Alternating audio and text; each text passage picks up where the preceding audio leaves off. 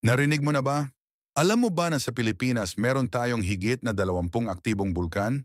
Pero ito ang top 5 na pinakaaktibo. Una, Mayon Volcano sa Albay. Sikat to sa perfect cone shape niya pero delikado dahil madalas itong sumabog. Pangalawa, Taal Volcano sa Batangas. Maliit pero nakakapanindig balahibo.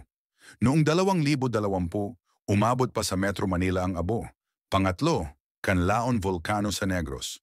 Madalas maglabas ng usok at abo, kaya laging bantay sarado ng mga eksperto.